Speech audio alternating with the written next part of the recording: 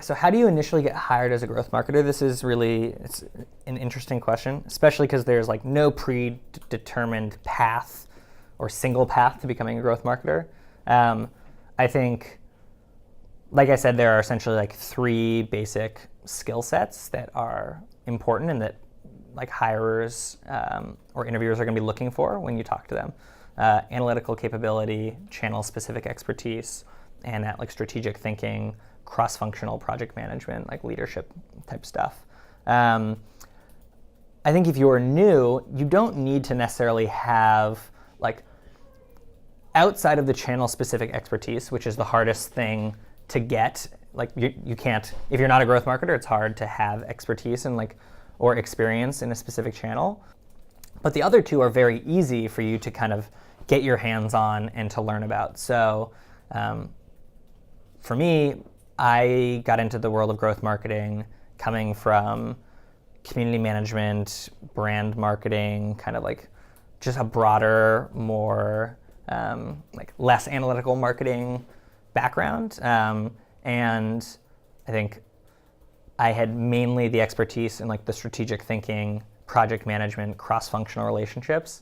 I ended up working a lot with our growth marketing team and our email marketing team on projects for like brand marketing stuff. And I learned about using like experimentation and analytics to inform my programs and make them better.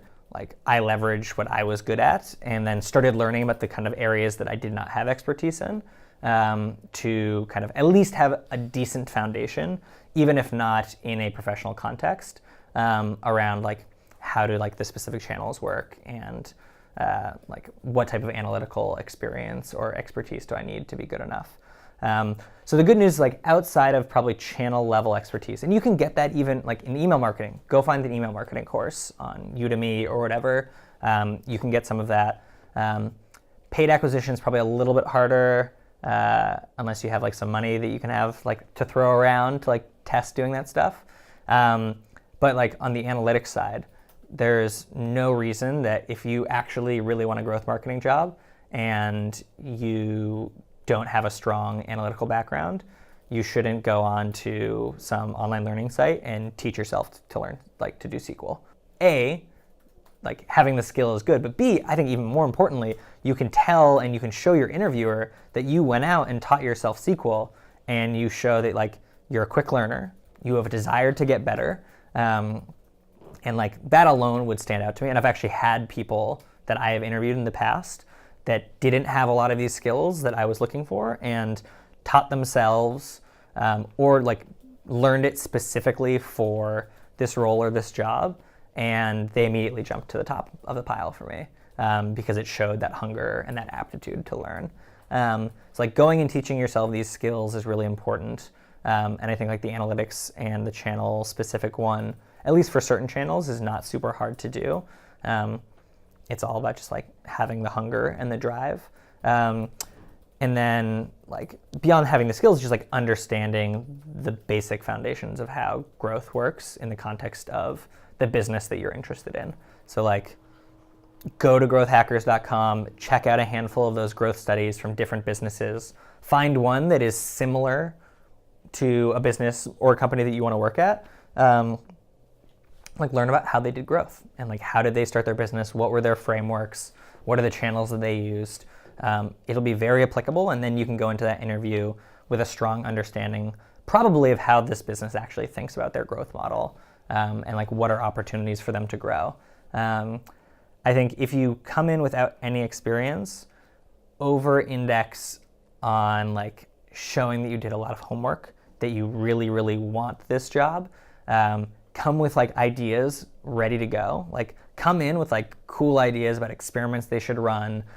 Do like an email marketing teardown. Like sign up for their product, do a teardown of like their onboarding flow, and come in with ideas for how they can improve it.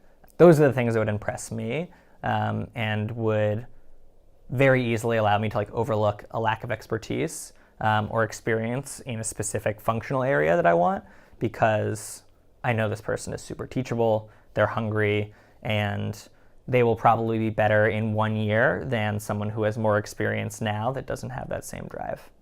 I think the biggest mistake that I see in at least the way that growth or people prepare for like growth marketing interviews is probably focusing too much on their past experience and like their channel level expertise, and not enough on like, I'm a big believer that you should like apply all of like the philosophies of growth to yourself. Like growth in the context of business is about like trying new things and constantly improving and constantly getting better. And like the best growth marketers are people that apply that same thinking to themselves in their own life. So you can tell when you're talking to someone, like if they think about their own personal trajectory and career development the way they think about growth, right? Like you can hear them talk about like new skills that they've learned or new things that they tried. They get excited talking about growth. You can tell they're hungry to like try new things. They don't act like they know everything, because like if you're a real growth marketer, you know that you don't know things. That's why you run experiments, and so you can learn and get better. So people that are like very sure that they have the right experience, they've got all the experience, and they really focus on like all of the things they've done, rather than kind of showing tenacity, drive to get better, just genuinely enjoying learning and being curious. I've interviewed a handful of people like that, and it's always a red flag, because like I said, I think like trajectory and upward potential is a lot more important most of the time. There's no real replacement for like getting hands-on skills. So if you can like find a way to like run these experiments yourselves, whether it's like coming up, like if you have your own blog, if you like have a little bit of money and you can like test running different types of ads. Email marketing is another one that you can learn to build emails from scratch and like do email automations, like using MailChimp without actually having an email list to send to. So like the more you can actually get hands-on experience learning this stuff, the better. You can also do doing these projects as part of an interview process without being asked is another great way to stand out. Like show that you like understand the business, and like come up with a proposal for like how they could improve, like what should be like their landing page experimentation roadmap for the next 2 months, based on like research you did and ideas that you came up with. You can show that you know what the right experimentation framework is, what are the best ideas to be testing. You can apply that to like any part of somebody's business if you're interviewing with them. And then hands-on experience with analytics is super easy, because like most online courses that you take for learning SQL, or like Excel and pivot tables give you data sets that you can then play with.